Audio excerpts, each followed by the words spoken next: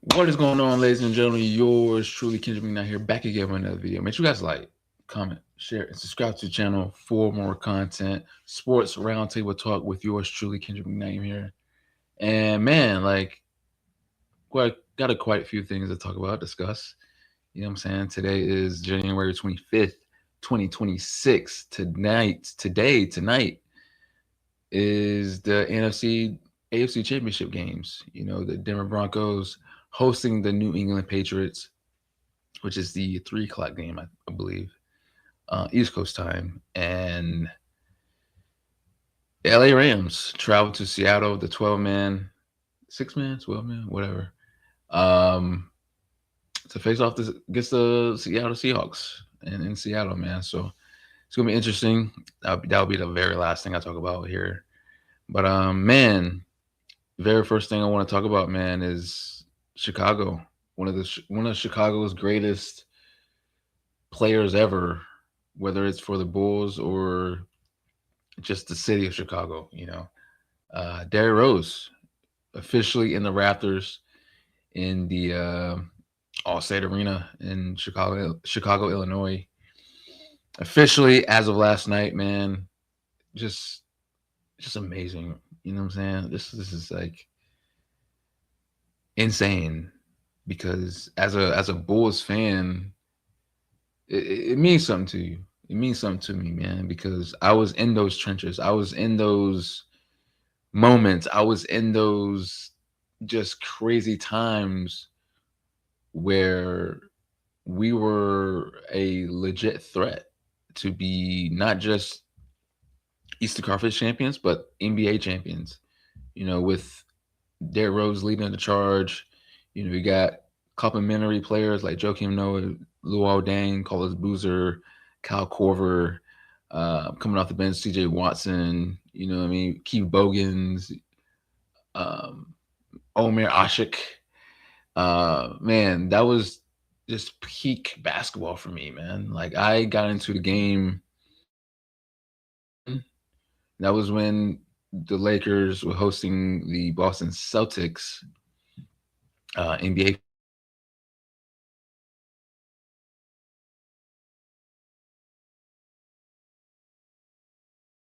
Finals, Game 7. I've been a fan ever since, and so man, it was a crazy time. So like when you're a first time watcher of anything, like you just follow the wave, and that's what I did. Like I was just a Laker fan because everybody else was rocking with the Lakers because they just won a chip, and so I was with the Lakers for maybe a season or two, but that was when like Braun went to Miami too, so it was just like, ooh, kind of following the wave there. Then I'm all of a sudden a Miami fan. Now all of a sudden I'm a Dallas Mavericks fan because they beat the Miami Heat in the finals, underdogs. But Chicago Bulls has always been like that secondary team that I was rocking with, like regardless of who that bandwagon team that I was going with at the time. Chicago was that second team, and just based off of the work ethic, the just the amazing play that those guys that I mentioned earlier had at that time, and Derrick Rose leading the charge. MVP, youngest MVP to ever win it, and just his star power, his aura, his work ethic, and just how crazy he was on the court, man. It was amazing to see, and I couldn't nobody tell me at one point in time like we could not win the big one. We were going head to head with Miami Heat with that three-headed tandem of Braun, Wade, and Bosch. We were going head to head with Indiana when Paul George was in his prime with Lance Stevenson, Roy Hibbert, and David West, and the whole crew, George Hill and the crew, right? Who else is in the East? New York when Melo's out there, Stoudemire, right? Tyson Chandler, Raymond Felton, right? Um, who else is in the East at that time, man? It was a crazy time, bro. And we were always that team that could have gotten it if it wasn't for Miami. And it was just, man, I remember that time like it was just yesterday, bro. And just seeing the growth and seeing the what we could have been is just like, man, like if it wasn't for freaking injuries, like we could have at least one, like maybe two, if we stayed healthy and DRose, like I said, leading the charge and got some key pieces here and there if people wanted to leave in the offseason. Um, DRose, man, like talk about someone who just changed the game and changed the fragments of how to perceive the game. You know what I mean? Like, of course, the idea of playing is to win, um, but it's also about making an impact, right? Making an impact and making a statement that, regardless of where you come from, regardless of your environment, regardless of who and how many people try to get in your way, like as long as you have your dream, as long as you have your ambition, as long as you have your goals right in front of you, like anything is possible. Anything can transpire as long as you have the vision and the discipline to continue to go down that right path. And DRose was just that guy for me, man. Like he's the reason why I'm still a Chicago Bulls fan. You know, like it was him because why I even rooted for the Bulls in the first place. You know, being that secondary team and see where he is now, man. You know, able to walk away from the game in his own terms, regardless of injuries, and still have this presence and still have this aura about himself that it's like it's okay. Yeah, I wanted to win. Yeah, I wanted to do this. Yeah, I wanted to do that. But it's all about making sure your family is good, making sure you're good, making sure the people around you are taken care of, and making an impact amongst these people that watch me play. They're good. I posted on my Instagram where, like, man, um, that banner when his jersey in the Raptors, that's our championship, right? That's our championship. We wasn't able to win with DRose. We wasn't able to win with those guys, but that chip is in the Raptors now. That jersey, the guy that carried the flagship, the guy that was the second greatest thing to ever happen to the Chicago Bulls organization behind Michael Jordan, is his legacy is now up forever. You know, that means something to me, man. Um, that's our championship. That's our way to say that regardless of what happened, you know, with him, because I remember that game, bro. God, I remember that game. I remember that game when he went out because I was staying up late. I watched that game. It was a playoff first round against Philly when Iggy was out there. He was going up for the leg or a dunk or something like that. He just fell and it just just like the my soul left my body when I saw that man just fall like that, and he was just laying there, and I was like, oh man, God, man, that's because I just knew we had a chance that year, bro. I don't know what year that it was, like 2012, 2013. Um, but yeah, bro, like that was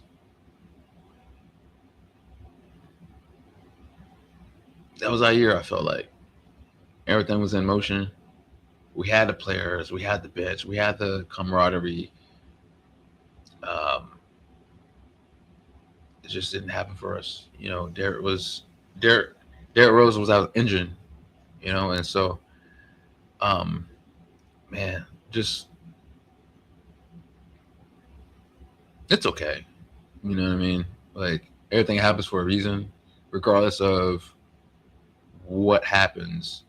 Like everything has been solidified now, and it's like I said, it's in the Raptors forever for us to indulge and just be amazed and look back at the memories, good and bad, and it's like, hey man, we did it. That's our championship. That's our way of celebrating someone who helped carry a legacy during a time where there were promise, but there was many opportunities that we could go over that hump.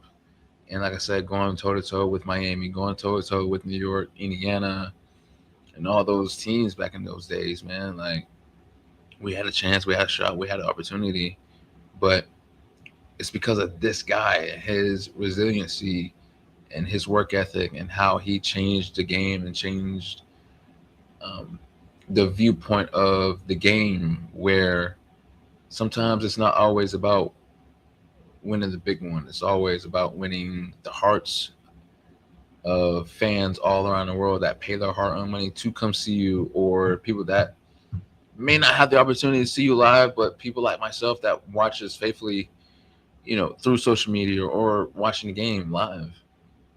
Um, Salute Derrick Rose, man. That's my guy, man. That's my guy, man. You know what I mean? Like I've always give Kobe the props of the person that made me get into NBA basketball. But I also give major props to Derrick Rose as well for him allowing me to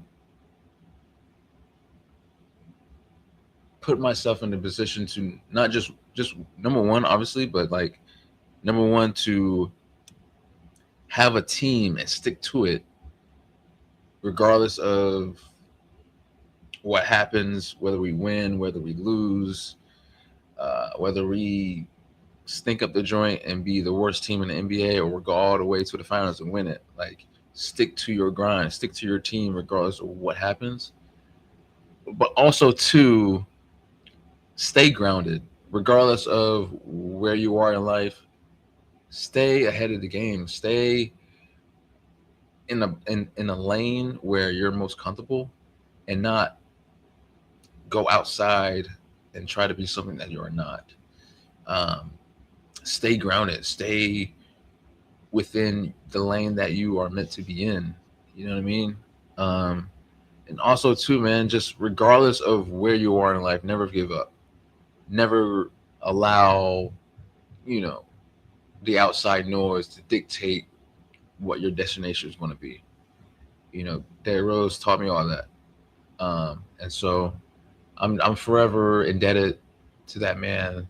As a Chicago Bulls fan, like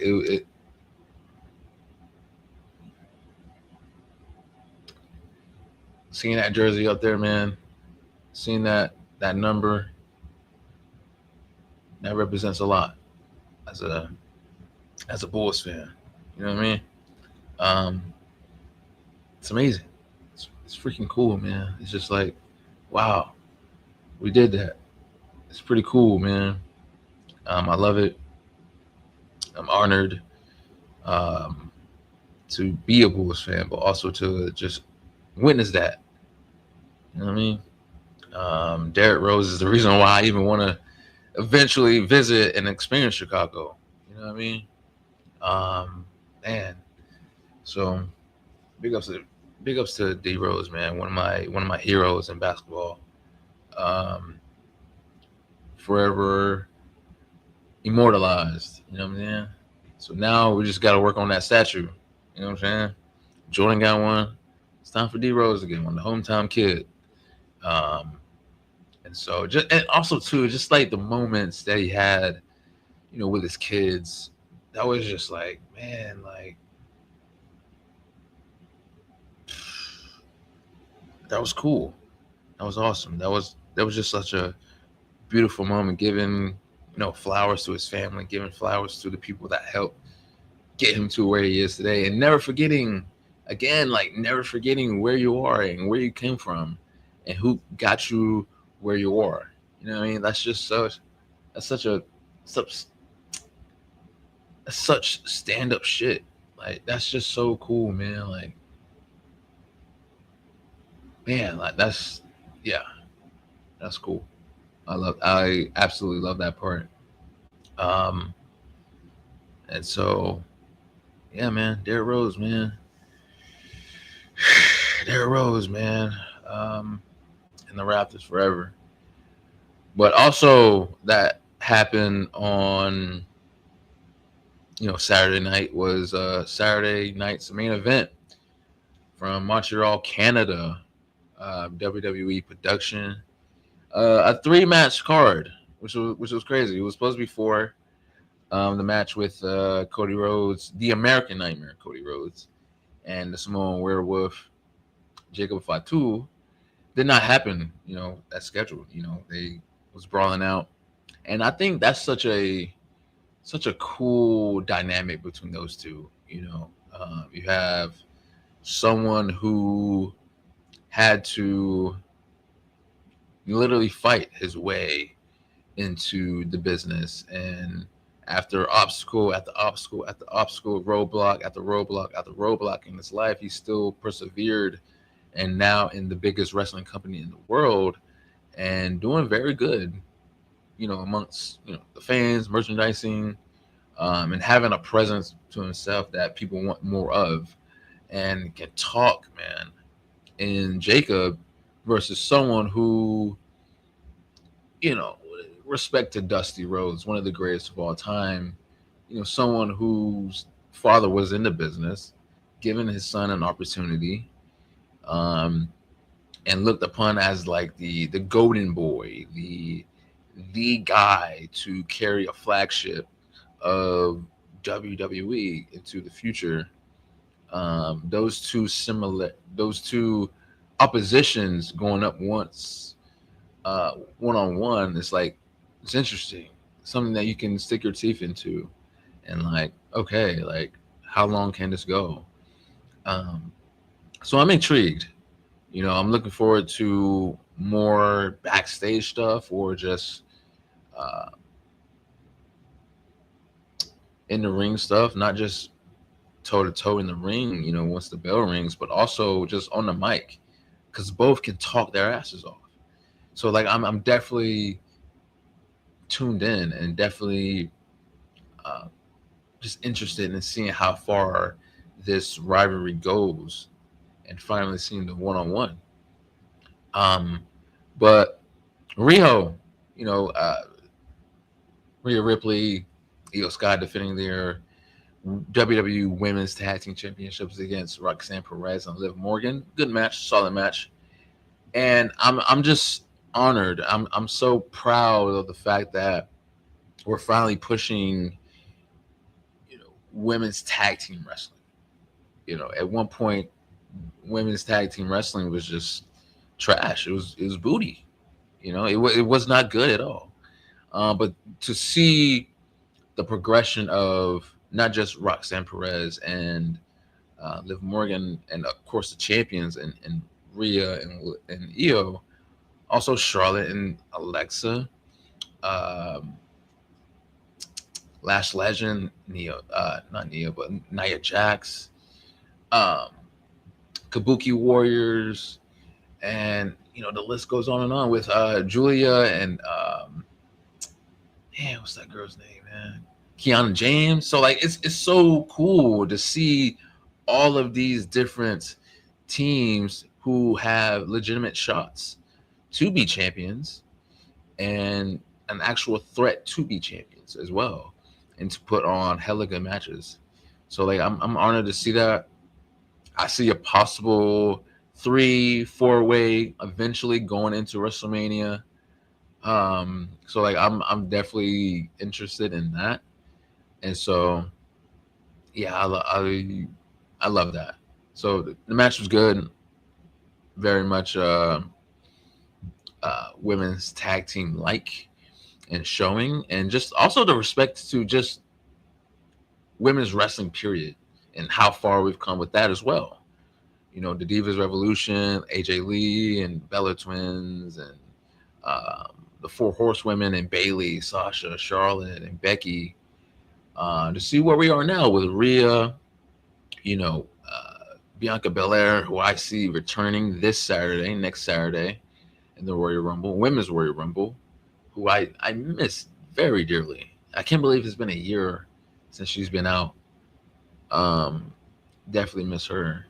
Um, Liv Morgan, bro. Io Sky. You know what I'm saying? Alexa Bliss. To see the revolution of women's wrestling, Lash Legend, right? Um, it's really cool to see, man. And I'm definitely looking forward to eventually another women's match headlining WrestleMania. I feel like that's going to happen eventually again. Um, Last time that happened, WrestleMania 35, and that was like what, 2018, 2019. So it's been a while. It's been a while, man, and I feel like that should return sometime very soon. Um, and so I'm definitely intrigued and just like amazed to see how far this women's continuation of just great stuff can continue under the Triple H regime. Um, Second match was AJ Styles against Shinsuke Nakamura. I can honestly say this match was their best match. Definitely better than WrestleMania 34, for the WWE title. Um, uh, it's kind of, I don't think nothing would beat their match in Japan, but this match right here at Saturday night's main event can definitely be in the conversation as the second best. Um, so this is really good. I feel like this was like their send off match between each other.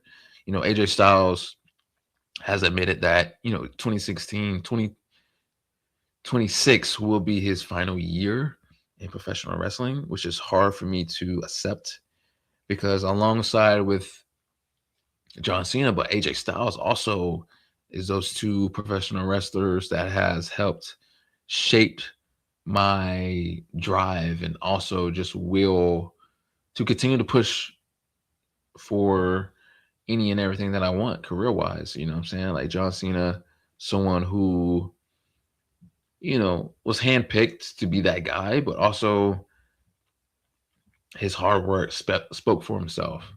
He didn't allow the outside noise to get in the way of his success. Like he just worked his ass off and just did the work and didn't allow coworkers or fans or upper management to dictate what he was going to do with his life. You know what I'm saying?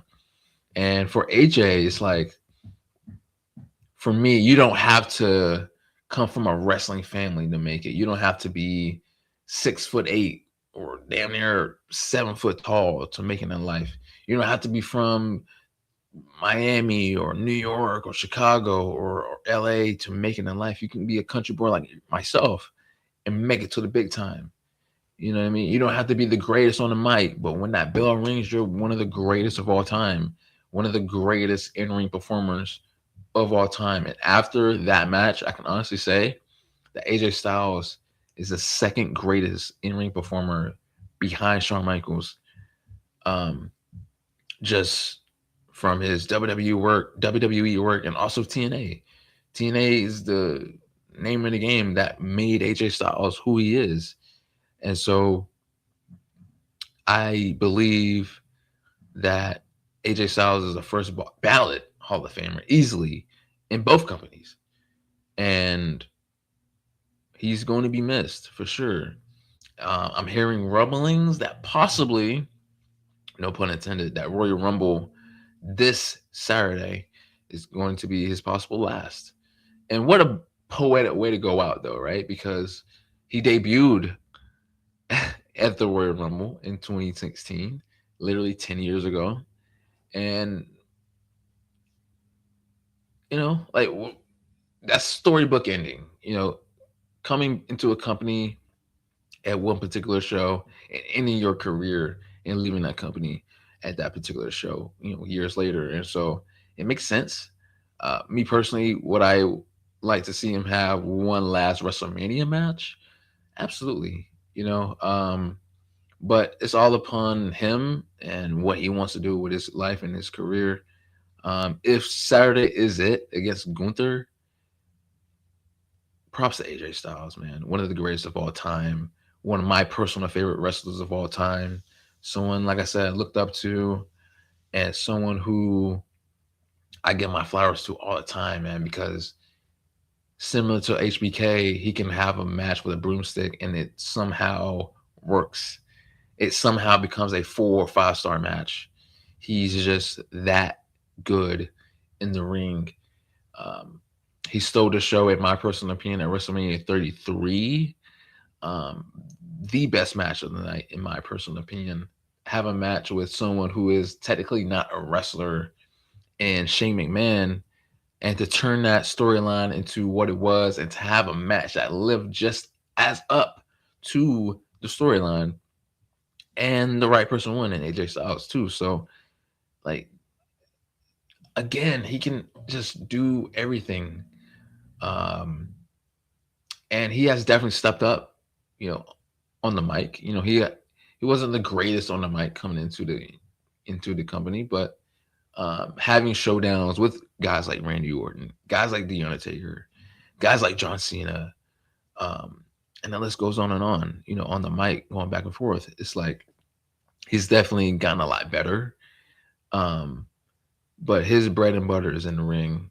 That Styles Clash, 450 splash off the top rope, man. My personal favorite spot was the 450 on Dean Ambrose. I think that was TLC 2016 for the WWE title, where he had his pants ripped. That spot was just phenomenal. No pun intended. Favorite match of AJ Styles' throughout his tenure, the list goes on and on with that.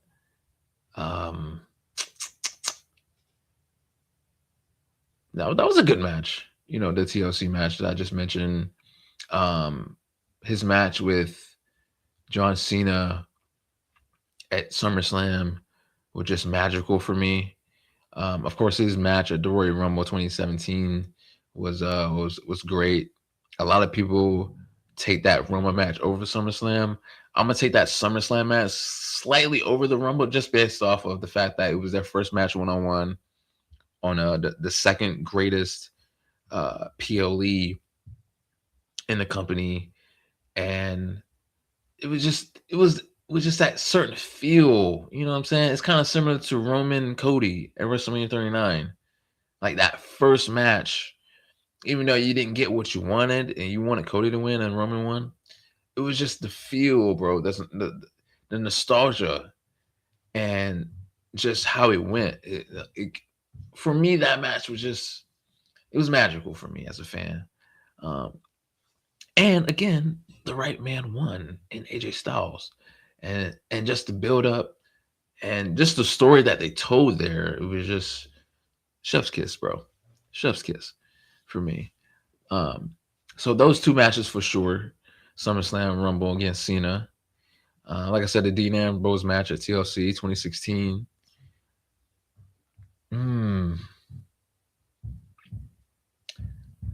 I wouldn't necessarily call, the Boneyard match a match. It was just a moment. Due to the COVID stuff. You know what I mean? But that was great stuff. That was awesome stuff with him and Taker. Fifth, maybe Shinsuke. No, Joe. His matches with Joe throughout the their run together on the WWE side of things was awesome to see. The whole Wendy stuff, adding his wife into the storyline when AJ was a babyface and Joe was the heel. That was good stuff. I love that. Um, Still feel like Joe should have a run with the title. But it's all good. Things happen. But yeah, AJ Styles Shinsuke Nakamura match was really, really good. Like I said, I feel like that was their second best match ever they had one-on-one. But it was really cool to see that. Really awesome. Then the main event, Fatal 4-Way, to see who will be the first challenger to Drew McIntyre for the WWE Championship at the Royal Rumble. I told everybody that would listen to me that Sami Zayn was going to win that match. First of all, Damian Priest has not done anything main event worthy since he had the championship.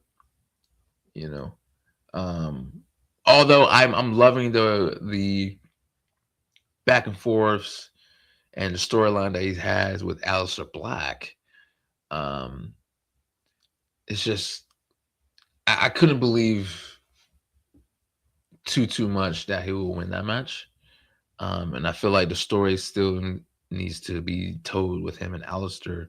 So I didn't have him winning at all. Trick Williams, great guy. I love Trick Williams, man. I've been a fan of Trick since NXT, clearly. You know, just the aura and just the star power that he has. It's just amazing. You know what I mean? And like he's that guy. He's going to be that guy amongst, you know, Obafemi as the future of this company, literally. But it's too early for him. You know what I mean? I don't believe he's going to have that 2016 Finn Balor rocket strap at the current moment. And so I didn't have him winning either. So it was either Randy or Sammy to me. And I feel like the Randy Cody Drew dynamic is something that can be told in the future, or simply Randy and Cody. That story can be told without a championship, right? That story also with him and Drew, that story has been told. You know, back in 2020 when Drew was the champion as a babyface and Randy was the heel. It would have been cool to see the roles reversed as a Drew heel champion versus the the babyface Randy, but we've seen it happen.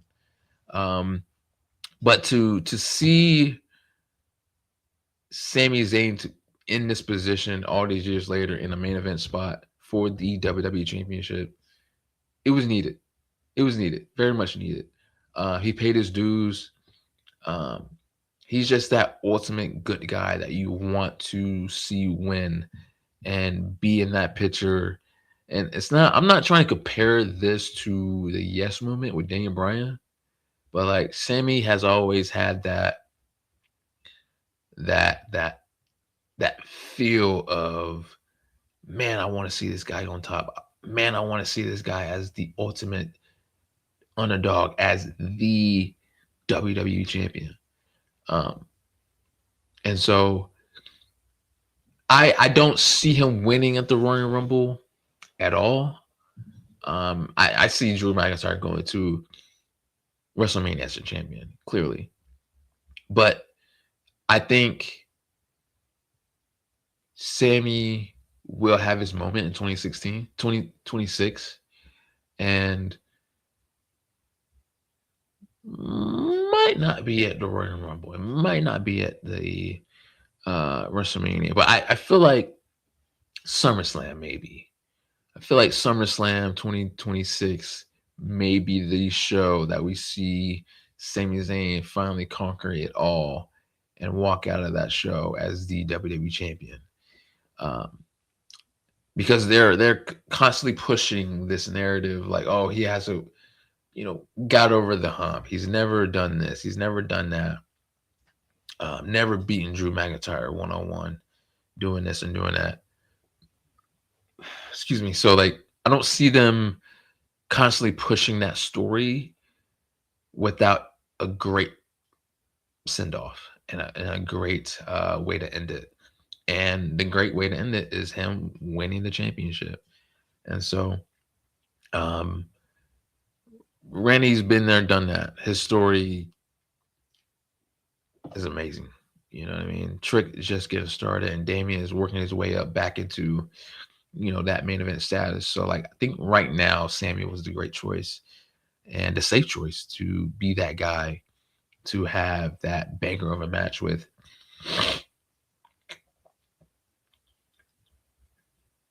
Drew McIntyre. You know what I'm saying? And so I'm excited. I'm excited for that match.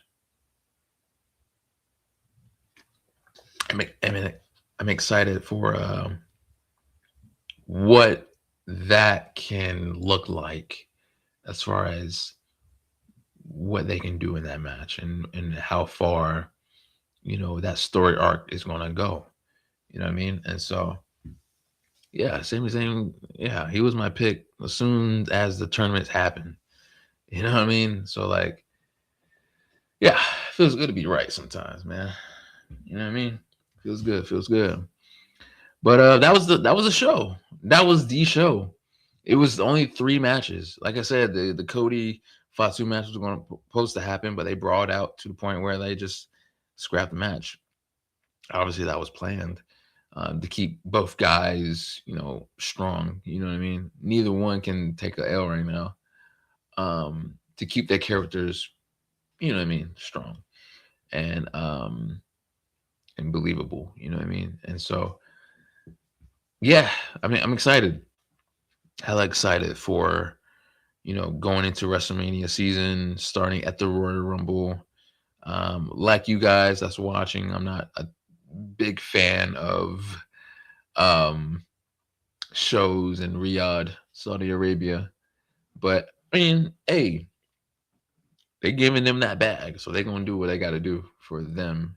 You know what I mean? And so, as fans, we just gotta deal with it, watch it or don't.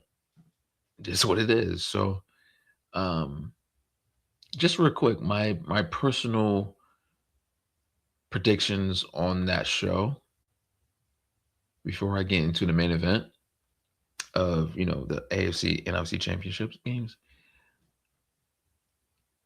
For the women, I got Liv Morgan winning or a returning Bianca. I feel like the story between Bianca and Jade needs to be told. And I think it's very interesting that Jade has not had like a true contender and rivalry and storyline since winning the championship, and not having like matches like that for real, where you took the challenger seriously to be the one to take it off of her. Um, Maybe that was planned for a Bianca to return and win the Rumble and have that showdown, or it's just lack of creativity on SmackDown side of things as far as the women's division. But I think Bianca would be a strong case to win. And I think she would be a 2-time winner. I think she won in 2022, 2021, something like that. But yeah, I think that would be cool. I think that would be dope for her to come back and win. But Liv Morgan, man, I see the babyface turn coming very, very soon. And what better way to start that off by her winning the Rumble, um, going to WrestleMania to face off against a possible Jade, because I don't see a straight up babyface match between her and Stephanie Von Cure, unless they do like a little swerve where Raquel Rodriguez, turns on Roxanne, turns on Liv, and gets a title shot against Stephanie. I injured Stephanie at, I don't know, Chamber or at a Saturday night's main event, wins the championship, and that persuades Liv to go after the women's world title and stay on Raw. You know what I mean? And have that former Judgment Day versus former Judgment Day showdown at the big dance. I could see that possibly happening. You know what I mean? Um, would it be a great story? Yeah. Would the match would be great? I don't know. You know, putting the title on Raquel would be pretty cool, pretty dope to see. You know what I mean? I've always had high hopes for her. She's been pretty cool to me. Just seeing her growth from NXT to where she is now. Um, yeah, I would see. I would love a Raquel singles run as champion. Definitely as a heel too. So, um, yeah, those are my two big ideas and choices and options to be the ones who wins the women's Royal Rumble. Um, and on the men's side, that's tough. On the men's side, it's tough, bro, because you have so many options. Let's just say Sami Zayn doesn't win, the championship, and because it has happened before, where like people who lost championship matches earlier in the night goes into the Rumble match. So can we see that happening? Can we see Sami Zayn lose against Drew McIntyre, whether clean or not, and go into the Rumble match and win it? Or can we see a former Rumble winner and Roman Reigns take the crown and head to WrestleMania and possibly see a Punk Roman match at WrestleMania for the world title? Because we have yet to have that match one-on-one between those guys. Or could we see a Drew Roman? I don't see that happening at all. I feel like that title scene is pretty set as far as like I said earlier with Drew, Randy, Cody, possibly, or a Drew Jacob, maybe, or Drew Jacob Randy, or a Drew Jacob Sammy, right? There's so many other stories to be told there. So if Roman Reigns wins this match, he's definitely going after the World Heavyweight Championship. And the current holder of that is CM Punk. And so that match needs to be told. That match can definitely sell tickets and definitely, be a main event match, whether it's night one or night two. And I see that being possibly night two and being the main event because I don't this is not to say that Drew McIntyre cannot be the main event of a show. It's absolutely, I can see that. But when you have guys like CM Punk and Roman Reigns who are on the higher marquee than a Drew McIntyre, I don't see him main eventing night two, Drew McIntyre. So like I see that match, whether the scenario is like I said earlier, Drew McIntyre walking into WrestleMania and being the main event of night one, in my personal opinion. Again, that's not a knock. Being a main event of WrestleMania, regardless it's night one or night two, is it's a freaking honor. Like it's the show of all shows. And some hard hitting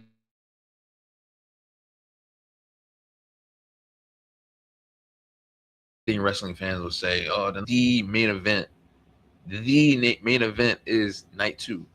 You know what I mean? And so, like, I get that, perspective, but we'll see. You know what I mean? But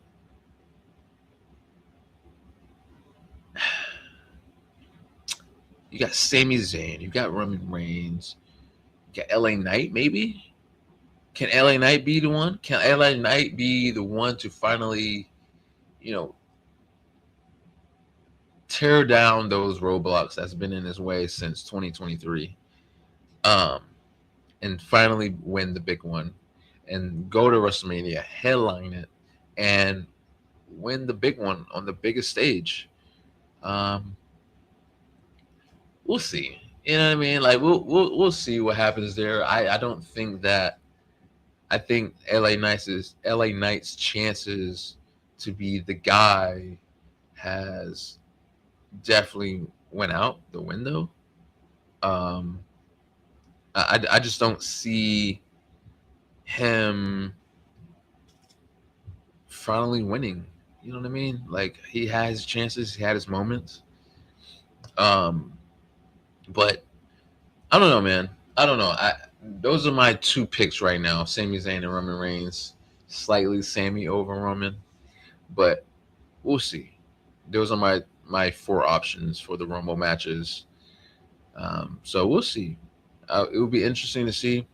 I have to work that day, so I'll have to see everything online. You know, when I get a chance to. So, but yeah, those are my choices for the women's and men's Royal Rumble matches. All right, main event time. All right, you have the New England Patriots going toe to toe with the Denver Broncos today in like a couple minutes as I'm recording this in the Mile House City in Denver, Colorado. Um, I've had the New England Patriots going to the Super Bowl before the playoffs started. Just the elite play of Drake May in his second year, just just turning around an organization that depended on two people whose legacies are just beyond football, and Bill Belichick and Tom Brady, and just turning that organization around and accepting its youth, accepting its newer version of itself, and just being a player that has no problem taking the mantle and shooting for stars with it. Drake May, who is Tar Heel Nation, baby. You know what I mean? You know, Luke May's little brother. Um, yeah, I've always been a fan of Drake. You know what I'm saying? Like being someone who wants to be his own person and being his own self and being his own man. You know, in an organization that you know excels and wins, and its fan base not particularly wanting to accept its youth and accept this different path because they're so used to winning, right? And so to see where they are now, man, going into this year, it's been amazing to see. It's been amazing to see. You know, they tore my Panthers up, I think like week 4, something like that. So that I didn't like seeing that. You know what I mean? But it was cool though, man. It was awesome to see. And so, but on the same token though, like it's been cool and really cool to see Denver too, and its rise. You know, with Bo Nix, someone who, like, I remember a job that I had at one point in time where Bo Nix was going into the draft, and my manager at the time was just like, I just hope and pray we don't get Bo Nix. I'm like, why? He was killing it in college. He would be a great addition to you guys. And she was just like, no, I ain't feeling Bo Nix. And to see where he is now, leading the charge, similar to Drake, with an offense that it's been good, but he was the guy. He's been the engine for Denver's offense for sure. And and to lead it to being the number one team in the AFC, it was just like, wow, wow. The youth is killing the game right now. Um, and to see, and it's crazy to think, like right now, I just thought about it, like two young guys carrying two organizations in the AFC, whereas in the NFC you have two quarterbacks who are seasoned vets, and Sam Darnold and Matthew Stafford. So either way it goes, how the Super Bowl ends up, it's like young quarterback, seasoned vet. You know what I mean? Like who's going to prevail? So like it would be pretty cool to see that dynamic on the biggest stage. But Drake May all the way in the Patriots. I see, especially now with Bo Nix being out. Unfortunately, his ankle going out. But he went out his way. You know what I'm saying? Like he still made plays on that broken ankle. But I just don't see the Patriots losing here, even on Denver's field. I just don't see it. I got the New England Patriots leaving the Mile High City with a win here, maybe 24-20, 24-20 for sure. Um, but in Seattle, it's different. You know what I'm saying? As good as Sam Darnold has been, Seattle's defense has definitely carried the load for them. Arguably the best defense in the entire league, not just in the playoffs currently with these four teams, but the entire league. Um, I just see how just gobbled up that my Panthers did against them. Like Bryce could not do anything with them. It was sad. It was really sad to see. On our field too, by the way. Whatever. But yeah, man, like it's just that defense is elite. You know what I mean? And it was a great point out that I recently heard that even in the just the mantling of the 49ers 41-6 that Seattle did to them, Sam only had like 100 and something yards. Like a win like that, you should have like at least 300. You know what I mean? So Sam, just seeing the growth in Sam's game has been amazing to see, especially with him being a former Panther. Like I enjoyed Sam. It just didn't work out with us. But I followed his game, going to Minnesota, now going to even before Minnesota, like he was in 49ers, he was the backup there at Minnesota, now here in Seattle. Um, it's been interesting. It's been real interesting to see how far he has come in his game and being in this position, um, getting his first playoff victory in his career. Um, it's it's cool. I really enjoy that, man. Like it's really cool to see where he is now. And same with Matthew Stafford. Like I was a fan of Matthew when he was in Detroit. I'm like, dude, like you have this amazing quarterback in a dead city. Um, so like I was just amazed. Finally, him getting traded to LA straight up for Jared Goff. Like, okay, now he can win. Now he's in a situation where he can win now. Um, took some time, you know what I mean? But to be back in this situation now, to possibly be a two-time, Super Bowl winner, and to have arguably his best season ever in his entire career, possibly winning the MVP, going head to head with guys like Drake May, um, Christian McCaffrey, Josh Allen. You know what I mean? So like it's cool. It's really cool to see how far he has come. Um, and adding guys like Puka, Devontae Adams to that offense. My gosh. See, it's hard to pick a winner here, man. Like, I like both teams.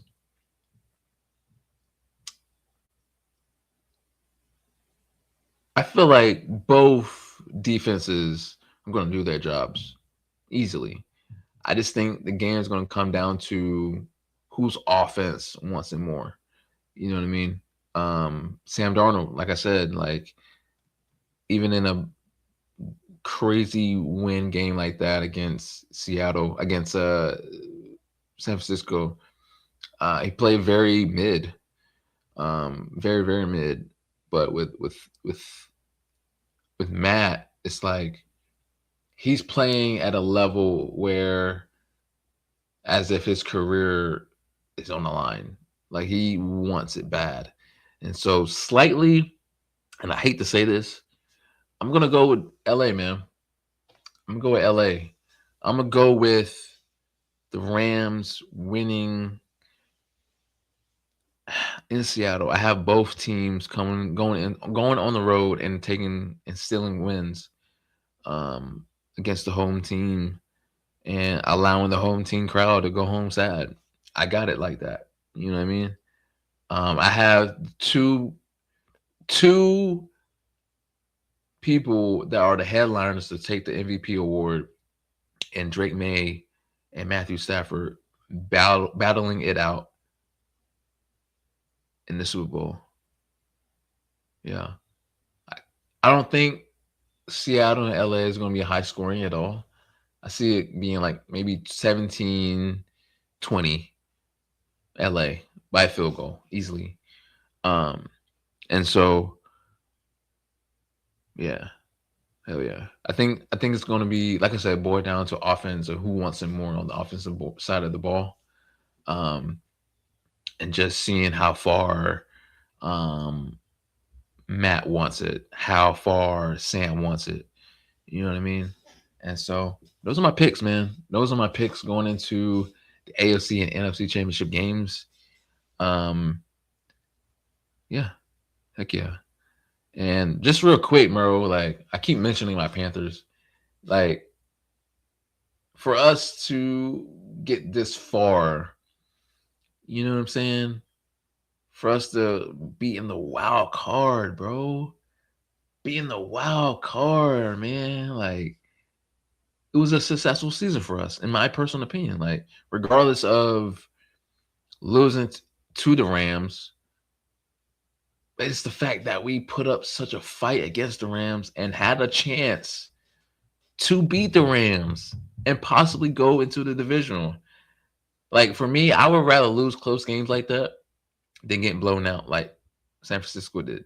Like any day of the week, whether it's a regular season game or playoffs, I would rather lose in close games like that than get blown out easily. Bryce Young, it starts and ends with the quarterback, right? He's the leader. He has played so well throughout this entire season. Of course, he's going to have Bryce Young games like that, where it's like I mentioned earlier against Seattle, like he could not get anything going. There was all over him. 2 games where he put up franchise winning yards against the Atlanta Falcons, right? For me, he's that guy. He's that guy of the future for me. He proved it in that game against the Rams when it all boils down to making plays. When you don't see anything going, like you make plays yourself. And that touchdown that he did, going through the defense and scoring that touchdown, I was like, okay, yeah, that's my guy. That's my QB. And that says a lot too, man, because like for me, I grew up on Cam Newton. That was my guy forever, still my guy forever. And I believe he still should have a job in the NFL. And to accept a new quarterback into, my life as a Panther fan, it was hard. Going through the years of Baker Mayfield, going through the years of Sam Darnold, as I mentioned earlier, going through the years, Teddy Bridgewater of all people, and to accept this new, and even before that, to accept the fact that we trade away DJ Moore, someone that I wanted forever as a Panther, to get that number one pick and to pick Bryce Young out of all people. It's like, okay, we're gonna ride with the young guy. Took me a while to accept him though, especially when we lost constantly, and him being not as efficient and consistent, with his play. It's like, I don't know. I don't know about this guy, man. He might not be the one, but I don't know. His second year getting benched, I feel like that put a fire under him. That put him in this space of like, do you really want to be here? Do you want to be in the NFL? Do you really want to be the head of a franchise, a face of the franchise? And I feel like that put a fire lit under him. And of course, he came to the season, just put a, he was, of course, not as consistent as he, wants to be, but he just continued to ride it out. Being a player that has the most game-winning drives in the entire league says a lot, with his consistency. You can't have a Bryce Young game without at least a pick, right? So for him to not have a pick, in certain games, it's amazing to see. You know what I mean? And he keeps going. He doesn't go to the press and talk down to certain people, his players, his coaches, staff. Like, he always takes ownership into himself, amongst himself. And that's someone that I would want to lead a charge for my team. Someone that takes accountability and is transparent amongst himself. Like, okay, I didn't do my job. You know what I'm saying? He's not a diva. He's not for the cameras. Like, he wants to play ball and wants to do better. You know what I mean? And so that's someone that I would want to help lead the charge in Carolina, me personally. And so, yeah, I'm excited for this team. I'm excited for Tet and his amazing growth and how far he can be a star in the Carolinas. I was open then, very transparent then. I'm going to continue to be transparent now. I feel like with the growth, with the consistency, Tet McMillan can be that next superstar wide receiver since Steve Smith Sr. I'm continuing to say it, period. Because, like, for him to break the franchise record in his freaking rookie season and to have just the consistency amongst himself and being able to continue to stay in games and not allow, the defense or the coaching staff to get in his way to continue to play ball or the result of a game. You know what I mean? Tet, Jalen Coker wowed out this season. Like, he showed his tail off. Like, man, like, I belong here. Like, I belong in that conversation with, not the greatest of the game, but like, I belong in that conversation as a guy that you need to cover.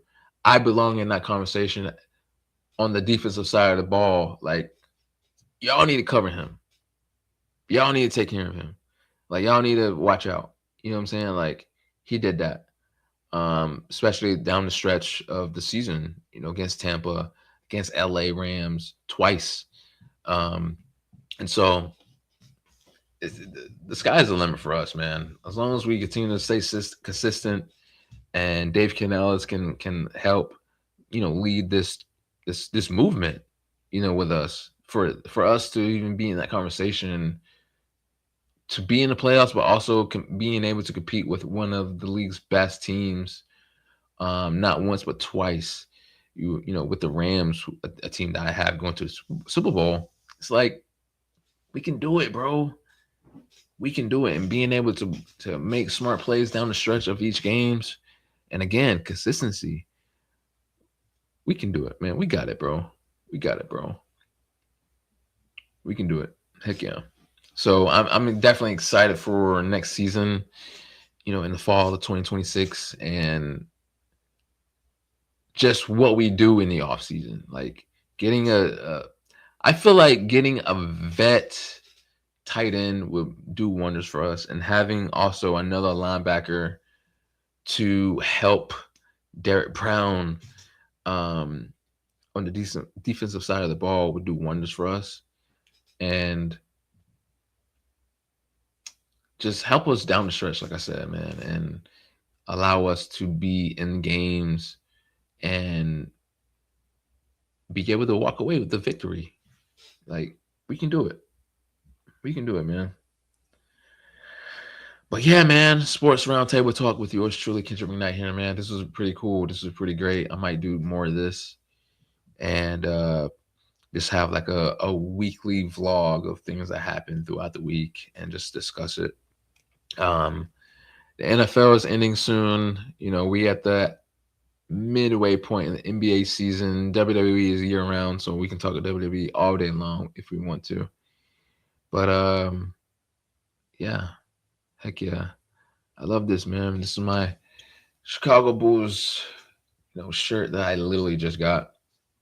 It's Jordan shirt. It's not Derrick Rose, but I still had to wear it for my guy. But yeah, absolutely, man. I love this. I'm gonna definitely continue this. Be more consistent with myself and be more disciplined with myself about putting more content out.